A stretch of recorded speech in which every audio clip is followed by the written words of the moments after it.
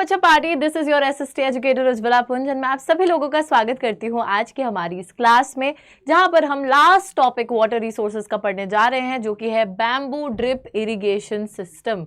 अभी तक पूरे इस चैप्टर के अंदर हम लोगों ने समझा है कि वाटर एज अ रिसोर्स इतना ज़्यादा इंपॉर्टेंट क्यों है, वाटर स्कैसिटी क्यों आ रही है, वाटर कंजर्वेशन की ज़रूरत क्यों है और वाटर कंजर्वेशन के लिए हम लोग कौन सी अलग अलग टेक्निक्स अपनाते हैं। सबसे पहले हमने बात करी हमारी एक टेक्निक यानी कि मल्टीपर्पज़ प्रोजेक्ट्स के बारे में, जो कि डैम कंस्ट्रक्शन की बात करता है। और बच्चों, डैम्स को बनाने से कुछ एडवांटेजेस हुई, कुछ डिसएडवांटेजेस हुई, लेकिन एक फुल प्रूफ मेथड है पानी को कंजर्व करने का जिससे कोई नुकसान नहीं पहुंच रहा, and that is rain water harvesting. और भारत के अलग अलग हिस्सों में किस तरीके से रेन वाटर को हार्वेस्ट करा जाता है ये भी हम लोगों ने देख लिया है।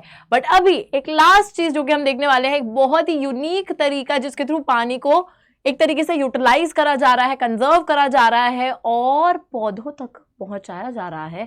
This is the bamboo drip irrigation system. अब ये जो है ना, सवाल आपके शॉर्ट आंसर्स में भी पूछा जा सकता है और एमसीक्यू में आने के इसके बहुत ज्यादा चांसेस हैं। तो सबसे पहले तो आपको ये याद रखना है कि ये जो ड्रिप इरिगेशन सिस्टम है ये प्रैक्टिस कहां पर होता है। चलिए फटाफट से आइए और ये देखिए, मेघालय के अंदर 200 साल पुरानी प्रथा है, सिस्टम है, जहां पर tapping stream spring water by using bamboo pipes prevalent. About 18 to 20 liters of water enters the bamboo pipe system, gets transported over hundreds of meters, finally reduces to 20 to 80 drops per minute at the site of the plant। बच्चों, बड़ा simple सा system है, आप लोगों को यहाँ पे दिख रहा है। देखो, बेसिकली ये याद रखिएगा कि कहां पर प्रैक्टिस करा जाता है, मेघालय में, जो कि हमारे नॉर्थ ईस्ट का एक स्टेट है। और ये एक 200 साल पुरानी प्रैक्टिस है जहां पे जो हमारा स्प्रिंग वाटर होता है और जो स्ट्रीम वाटर होता है उसको यूज करा जाता है। कैसे यूज करा जाता है? जैसे ये पानी आ रहा है, ठीक है, आपने क्या करा, यहाँ पे बैम्बू पाइप लगा दी आधी, जैसे ये काट के आधी, ठीक है, आधी पाइप यहाँ लगी है।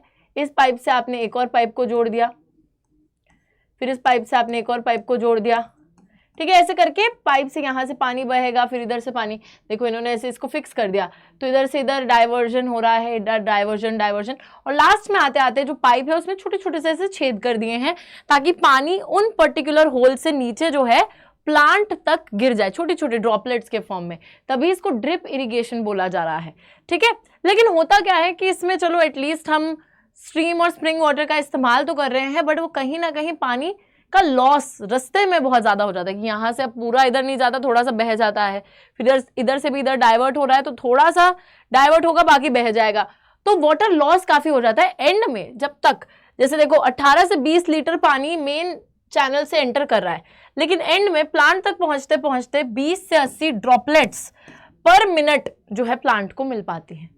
बीच में वाटर लॉस बहुत हो जाता है, वो एक थोड़ी सी इसकी दिक्कत है, बट बाकी कोई प्रॉब्लम इसमें है नहीं, ठीक है। So this is the bamboo drip irrigation system. Plus एक और चीज मैं आपको यहाँ पे बताना चाहती हूँ, जो कि है ये एक बहुत ही इंपॉर्टेंट फैक्ट है जो कि एग्जाम में पूछा जा सकता है। देखो, बड़ी प्यारी सी बात है, Tamil Nadu is the first state in India which has made rooftop rainwater harvesting structure compulsory to all the houses across the state. There are legal provisions to punish the defaulters। सबसे पहला भारत का ऐसा राज्य है जिसने rooftop rain water harvesting compulsory कर दिया है सारे के सारे लोगों के लिए, ठीक है। तो rooftop rain water harvesting structure सभी लोगों के लिए अक्रॉस द स्टेट को कंपलसरी कर दिया। लीगल प्रोविजन है, अगर कोई इंसान नहीं करेगा रूफटॉप रेन वाटर हार्वेस्टिंग अपने घर में तो उसको पनिश किया जाएगा, क्योंकि लीगली बाइंडिंग है लोगों पर कि they have to have a rooftop rain water harvesting structure in their houses. If they do not have it तो लीगली उसको पनिश करा जाएगा, उस डिफॉल्टर को जो बात नहीं मानेगा। तो ये बहुत अच्छी चीज है, लीगली जब तक बाइंड नहीं करोगे लोग करेंगे नहीं, और बहुत अच्छी चीज है मतलब वाटर कंजर्वेशन के पॉइंट ऑफ व्यू से। सो आई होप ये बात बिल्कुल क्लियर है कि दोनों ही फैक्ट्स जो हैं अगर एग्जाम में पूछ लिए जाते हैं तो हम इजीली इनका आंसर दे देंगे, और बहुत ही प्यारी सी चीज है।